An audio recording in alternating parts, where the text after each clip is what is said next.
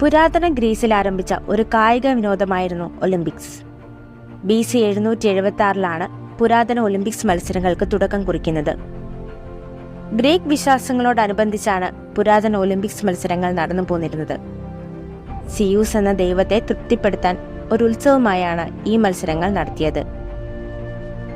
ഓരോ 4 വർഷങ്ങൾ കൂടുമ്പോഴാണ് ഗെയിംസ് നടത്തിയിരുന്നത്. പുരാതന ഒളിമ്പിക് ഗെയിംസ് നടന്നിരുന്നത് ഗ്രീസിലെ പടിഞ്ഞാറൻ പീലോപോണിസിലെ ഗ്രാമപ്രദേശമായ ഒലിമിയയിലാണ്. ഗ്രീസിന്റെ വിവിധ ഭാഗങ്ങളിൽ നിന്നുമുള്ള ആളുകൾ ഒലിമിയയിലെ സെയൂസിന്റെ ഉത്സവത്തിൽ പങ്കെടുക്കാൻ ഒത്തുകൂടി. ഈ ഉത്സവത്തിൽ പുരുഷന്മാർക്ക് മാത്രമാണ് പങ്കെടുക്കാൻ അനുവാദമുണ്ടായിരുന്നത്. മാത്രമല്ല, നഗ്നരായി വേണം മത്സരങ്ങളിൽ പങ്കെടുക്കുവാൻ. സ്ത്രീകൾക്ക് മത്സരത്തിൽ പങ്കെടുക്കുവാനോ മത്സരം കാണുവാനോ അനുവാദമുണ്ടായിരുന്നില്ല. Pentathlon, running, jumping, discus throw, wrestling, boxing, pankration, equestrian event എന്നിവയായിരുന്നു പുരാതന ഒളിമ്പിക്കിന്റെ മത്സര ഇനങ്ങൾ. ഏലിസ് നഗരത്തിൽ നിന്നുള്ള പാചകക്കാരനായ കൊറോയിബോസ് ആയിരുന്നു ഒളിമ്പിക്സിലെ ആദ്യ വിജയി. പിന്നീട് റോമിന്റെ ഉദയത്തെ തുടർന്ന് ഒളിമ്പിക് ഗെയിമിന്റെ പ്രാധാന്യം മങ്ങി. AD 394 റോമൻ ചക്രവർത്തിയായ തിയോഡോസിയ I ഗെയിംസ് നിർത്തലാക്കാൻ തീരുമാനിച്ചു. കാരണം അദ്ദേഹം ക്രിസ്ത്യൻ മതവിശ്വാസിയായിരുന്നു. AD 393 അവസാനമായി പുരാതന ഒളിമ്പിക്സ് സംഘടിപ്പിച്ചത്. പിന്നീട് ആധുനിക യുഗത്തിലെ ആദ്യത്തെ ഒളിമ്പിക് ഗെയിം നടന്നത് 1896 തിയോഡോസിയ I ഒളിമ്പിക് ഗെയിംസിനെ നിർത്തലാക്കിയതിനു ശേഷം ഗെയിംസ് തിരിച്ചു വരാൻ 1503 വർഷങ്ങൾ വേണ്ടിവന്നു. ഗെയിംസിന്റെ പുനരുജ്ജീവനം ഒരു ഫ്രഞ്ച് അധ്യാപകനും ചരിത്രകാരനുമായ പയർ ഡെ കുബേർട്ടിന്റെ ആശയമായിരുന്നു. 1894 പാരീസിൽ നടന്ന ഒരു കൺവെൻഷനിൽ ഡി കുബേർട്ടിൻ തന്റെ ആശയം അവതരിപ്പിച്ചു. 1900 ആദ്യത്തെ ഒളിമ്പിക് നടത്താൻ തീരുമാനിച്ചു. പാരീസ് ആയിരുന്നു ആദ്യ ഒളിമ്പിക് വേദിയായി തിരഞ്ഞെടുത്തത്. പക്ഷേ 6 വർഷം കാത്തിരിക്കാനാവില്ലെന്ന് അന്നത്തെ ഗെയിംസിന്റെ സമിതി പറയുകയുണ്ടായി. അതിനാൽ ആദ്യത്തെ ആധുനിക ഗെയിംസ് 1896 നടത്തണമെന്ന് അവർ നിർദ്ദേശിച്ചു. ഏതൻസ് ആദ്യത്തെ നഗരമാക്കണമെന്ന് നിർദ്ദേശിച്ചത് അന്നത്തെ ഗ്രീക്ക് ഗെയിംസ് പ്രതിനിധിയായ ഡിമിട്രിയസ് വിക്കേലാസ് ആയിരുന്നു. അങ്ങനെ 1896 ഗ്രീസിലെ ഏതൻസ് ആധുനിക ഒളിമ്പിക്സ് ഗെയിംസിന്റെ ആദ്യ വേദിയായി മാറി. 1896 ഏപ്രിൽ 6 മോഡേൺ ഒളിമ്പിക്സിന്റെ ഉദ്ഘാടനം. പനാത്തനൈക്കോസ് സ്റ്റേഡിയത്തിൽ വെച്ചായിരുന്നു മത്സരങ്ങൾ സംഘടിപ്പിച്ചിരുന്നത്.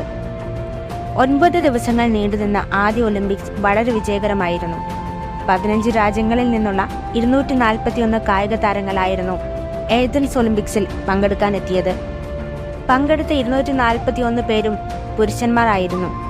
Australia, Austria, Bulgaria, Chile, Denmark, France, Germany, Britain, Ireland, Greece, Hungary, Italy, Sweden, Switzerland, America എന്നീ 15 രാജ്യങ്ങളാണ് അന്ന് ഒളിമ്പിക്സിൽ പങ്കെടുത്തത്. ഏതൻസ് ഒളിമ്പിക്സിൽ ഗോൾഡ് മെഡലിൽ അമേരിക്കയെയും ടോട്ടൽ മെഡലിൽ ഗ്രീസും ജേതാക്കളായി. 11 ഗോൾഡും 7 സിൽവറും 2 ബ്രോൺസുമാണ് അമേരിക്കയ്ക്ക് കിട്ടിയത്.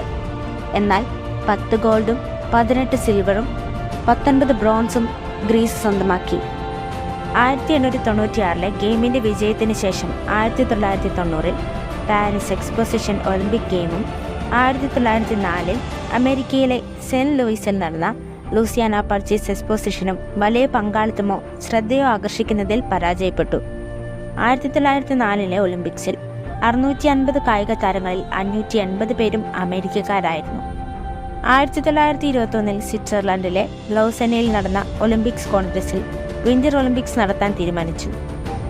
3 വർഷങ്ങൾക്ക് ശേഷം നടന്ന പാരീസ് സമ്മർ ഒളിമ്പിക്സുമായി ബന്ധപ്പെട്ട് 1924 ഫ്രാൻസിലെ ചമോണിക്സിൽ ഒരു ശീതകാല കായിക വാരം നടന്നു.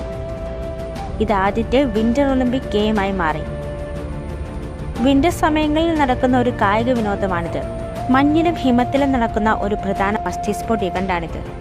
4 വർഷങ്ങൾ കൂടുമ്പോൾ തന്നെയാണ് ഈ വിന്റർ ഒളിമ്പിക്സും നടക്കുന്നത്. 1992 വരെ സമ്മർ ഒളിമ്പിക്സ് നടക്കുന്ന അതേ വർഷമായിരുന്നു വിന്റർ ഒളിമ്പിക്സും നടത്തുന്നത്. 1928 ആംസ്റ്റർഡാം ഗെയിംസ് നടന്നപ്പോഴാണ് ഒളിമ്പിക്സ് ജ്വാല എന്ന ആശയം വന്നത്. എന്നിരുന്നാലും 1936 ബെർലിൻ ഗെയിംസിലാണ് ആദ്യമായി ടോർച്ച് റിലേ നടന്നത്. രണ്ടാം ലോക മഹായുദ്ധം കാരണം 1940-ലും 1948-ലും ഒളിമ്പിക് ഗെയിംസ് നടത്തപ്പെട്ടില്ല. കൂടാതെ 1916-ൽ ഒന്നാം ലോക മഹായുദ്ധത്തെ തുടർന്ന് ഒളിമ്പിക് ഗെയിംസ് നടന്നില്ല. പക്ഷേ 1948-ൽ നടത്താനിരുന്ന ലണ്ടൻ ഒളിമ്പിക്സിനോടനുബന്ധിച്ച് നിരവധി ആശുപത്രികൾക്കിടയിൽ മൾട്ടി സ്പോർട്ട് ഇവന്റ് സംഘടിപ്പിച്ചു. ഈ ഗെയിമിന് വേൾഡ് എബിലിറ്റി സ്പോർട്സ് ഗെയിം എന്നറിയപ്പെട്ടു. ലഡ്വിഗ് ഗെറ്റ്മാൻ ആയിരുന്നു ഇങ്ങനൊരാശയം മുന്നോട്ട് വെച്ചത്. വൈകല്യമുള്ള കായിക താരങ്ങളായിരുന്നു ഈ ഗെയിമിൽ പങ്കെടുത്തിരുന്നത്. ഈ ഇവന്റിനെ ഗെറ്റ്മാൻ ഇവന്റ് എന്നും അറിയപ്പെടുന്നു. 1960-ൽ ലഡ്വിഗ് ഗെറ്റ്മാൻ വൈകല്യമുള്ള 400 കായിക താരങ്ങളെ സമ്മർ ഒളിമ്പിക്സിൽ മത്സരിക്കുന്നതിനായി റോമിലേക്ക് കൊണ്ടുവന്നു. അത് സമ്മർ ഒളിമ്പിക്സിന് സമാന്തരമായി നടന്നു. ഒടുവിലത് ആദ്യത്തെ സമ്മർ പാരലിമ്പിക് ആയി മാറി. പിന്നീട് എല്ലാ ഒളിമ്പിക്സ് വർഷവും പാരലിമ്പിക് നടന്നു. Australia, France, Greece, Switzerland, United Kingdom എന്നീ രാജ്യങ്ങൾ മാത്രമാണ് 1896 മുതൽ 2024 വരെയുള്ള എല്ലാ ഒളിമ്പിക്സിലും പങ്കെടുത്ത രാജ്യങ്ങൾ. യോഗ്യതയുള്ള കായിക താരങ്ങളുടെ അഭാവം മൂലം രാജ്യങ്ങൾക്ക് ചിലപ്പോൾ ഒളിമ്പിക്സ് നഷ്ടപ്പെടാറുമുണ്ട്. 20-ാം നൂറ്റാണ്ടിന്റെ തുടക്കത്തിൽ പല ഒളിമ്പിക്സ് അത്ലറ്റുകളും അവരുടെ അത്ലറ്റിക് കഴിവുകൾ മെച്ചപ്പെടുത്താൻ മയക്കുമരുന്ന് ഉപയോഗിക്കാൻ തുടങ്ങി. 1904-ൽ മാരത്തണിൽ സ്വർണ്ണ മെഡൽ ജേതാവായ തോമസ് സിക്സിന് അദ്ദേഹത്തിന്റെ പരിശീലകൻ സ്ട്രിച്ച്നിൻ നൽകി. പക്ഷേ അന്നത് കണ്ടുപിടിക്കാനുള്ള സംവിധാനമില്ലായിരുന്നു. പിന്നീട് 1960-ൽ റോമിൽ നടന്ന സമ്മർ ഒളിമ്പിക്സിലാണ് ആദ്യമായി ഒരു മരണം നടന്നത്. ഒരു ഡാനിഷ് സൈക്ലിസ്റ്റായ നഡനെ മാക് ജെൻസൺ സൈക്കിളിൽ നിന്നും വീണ് മരിക്കുകയുണ്ടായി. പിന്നീടുള്ള അന്വേഷണത്തിൽ അദ്ദേഹത്തിന്റെ ശരീരത്തിൽ ആംഫെറ്റമിൻ്റെ അളവ് കണ്ടെത്തി. ഇതേ വർഷം മധ്യത്തോടെ സ്പോർട്സ് ഫെഡറേഷനുകൾ പ്രകടനം മെച്ചപ്പെടുത്താനുള്ള മരുന്നുകളുടെ ഉപയോഗം നിരോധിക്കാൻ തുടങ്ങി. 1967-ൽ IOC അത് പിന്തുടർന്നു. പിന്നീട് മയക്കുമരുന്ന് ഉപയോഗിച്ചതിന്റെ പേരിൽ മത്സരാർത്ഥികളെ അയോഗ്യരാക്കുകയും ചെയ്തു. 1900-ൽ പാരീസിൽ നടന്ന സമ്മർ ഒളിമ്പിക്സിലാണ് സ്ത്രീകൾക്ക് മത്സരിക്കാനുള്ള അനുമതി നൽകിയത്. എന്നാലും 1992-ലെ സമ്മർ ഒളിമ്പിക്സിൽ 35 രാജ്യങ്ങൾ അപ്പോഴും പുരുഷ പ്രതിനിധികളെ മാത്രമേ ഫ്രാൻസിൽ ഇറക്കിയിരുന്നുള്ളൂ.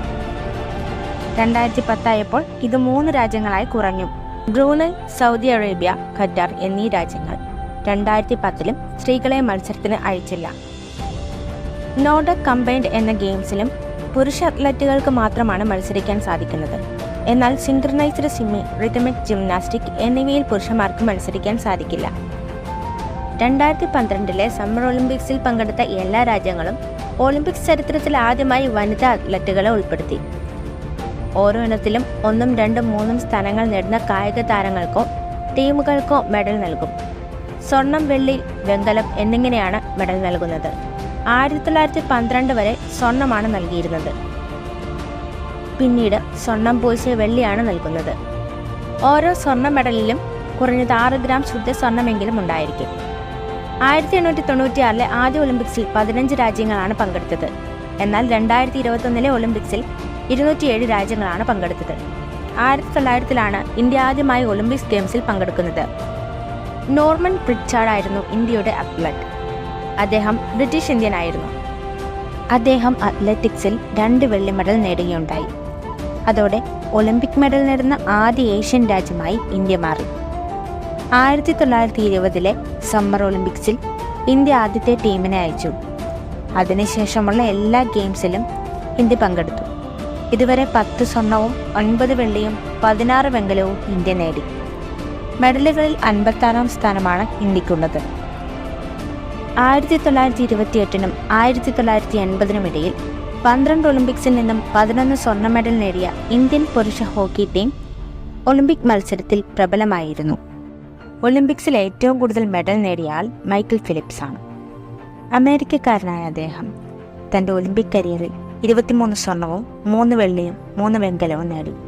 സ്വിമ്മിങ്ങിനാണ് അദ്ദേഹം ഈ നേട്ടങ്ങൾ കൈവരിച്ചത്. ഒളിമ്പിക് ചരിത്രത്തിൽ ഇതുവരെ ഏറ്റവും കൂടുതൽ മെഡൽ നേടിയ രാജ്യം അമേരിക്കയാണ്. ഒളിമ്പിക്സ് തുടങ്ങിയതുവരെ 2629 മെഡലുകളാണ് അമേരിക്ക നേടിയത്.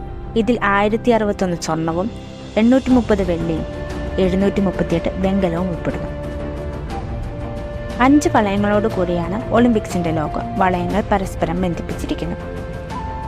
നീല, പച്ച, മഞ്ഞ, കറുപ്പ്, ചുവപ്പ് എന്നീ നിറങ്ങളാണ് ഓരോ വളയങ്ങളും. 1913 ഈ ലോഗോ സൃഷ്ടിച്ചത്. ഫാരഡെ കുബേർട്ടിൻ പറയുന്നതനുസരിച്ച് 5 വളയങ്ങൾ 5 ഭൂഖണ്ഡങ്ങളെ പ്രതിനിധീകരിക്കുന്നു: Europe, Asia, Africa, America, Oceania എന്നിവ.